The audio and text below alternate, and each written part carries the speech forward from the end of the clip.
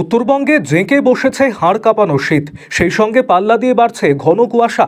এই প্রতিকূল পরিস্থিতিতে জাতীয় সড়কে দুর্ঘটনা এড়াতে এক অভিনব মানবিক উদ্যোগ গ্রহণ করল চোপড়া ট্রাফিক গার্ড।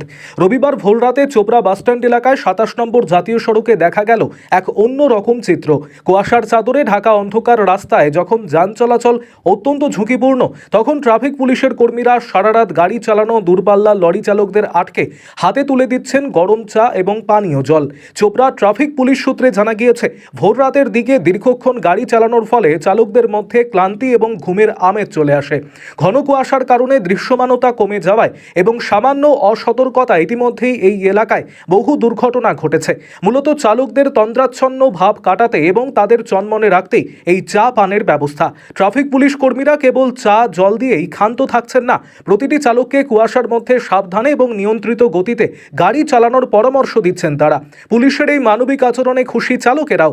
তাদের মতে, কনকনে ঠান্ডায় মাঝপথে এক কাপ গরম চা কেবল শরীর চাঙ্গা করে না, বরং দায়িত্ব পালনে মানসিক শক্তিও যোগায়।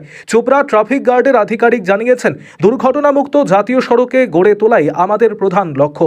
কুয়াশা ও ঠান্ডার এই মরশুমে চালকেরা যাতে সুস্থভাবে গন্তব্যে পৌঁছতে পারেন, সেই কথা মাথায় রেখেই আমাদের এই ক্ষুদ্র প্রয়াস।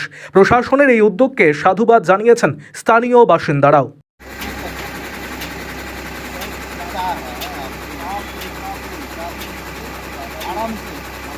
आराम गाड़ी चलाइए, टेंशन नहीं होगी। ये चाह लीजिए, ये अवेयरनेस है, अभी मॉर्निंग है तो इसलिए हाँ आराम से गाड़ी चलाना है।